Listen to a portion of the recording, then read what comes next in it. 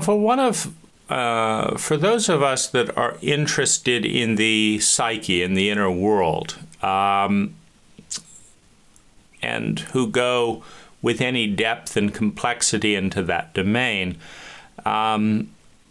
we soon must deal with the fact that legitimate explorers within the inner psyche use different languages, use different paradigms, and use different systems to explore either a domain that is so big that they're all right, and they're each going to different segments of the domain, or a domain that transcends language and that they all interpret in a different way.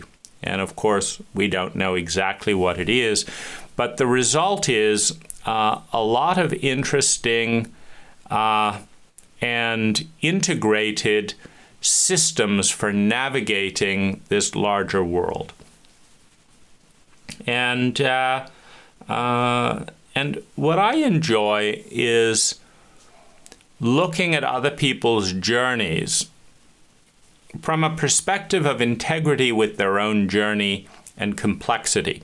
Meaning, the more complex a person's system is, and the more integrated the person's system is, the more complex the person's vocabulary, the more integrated the vocabulary, and the more dimensionally and thoughtfully they explore the inner world, the more I appreciate the light shown in that domain. I appreciate the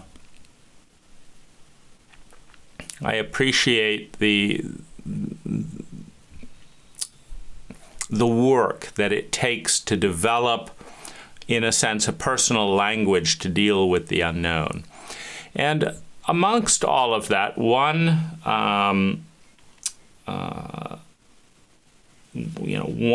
flavor which I think has enough integrity to warrant exploration, despite reservations, is Shadows in the Twilight and Other Books by W.L. Ham, which there's this kind of paradigm of a channel coming through, I think called Lujan Matus, and his various journeys. So there's a series of books that he's written. I think he's living over in Asia. And The Art of Stalking Parallel Perception is the book that I started with. And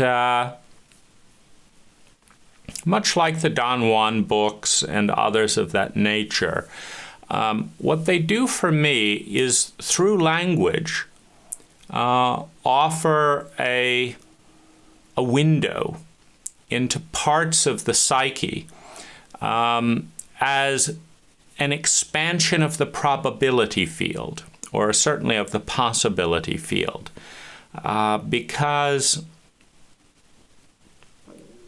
I believe in a universe that is really, really big, meaning it has more dimensions than the human brain is capable of fathoming. It has more time, more space than the human brain is capable of experiencing. And it has more complexity than the human brain is capable of holding, more data than the human brain can digest. And this means reality is really, really big. And so when exploring the world through the lens of someone who has digested and put something into words, by definition, that is a piece. If reality is bigger than words can contain, what is in words is contained within reality. And it could be looked at as an art project in which various forms of meanings and correlations and patterns are gestalted together in a way that has integrity for the artist. And so truth can be an art project. and it can also, and as such, be appreciated as art. It can also be a refraction of truth through a unique lens, which is, another paradigm for looking at this. And my world was bigger after reading these books, which I listened to on Audible, while napping or while getting ready to sleep. It's a great time to listen to such explorations, and come away with a slightly bigger world.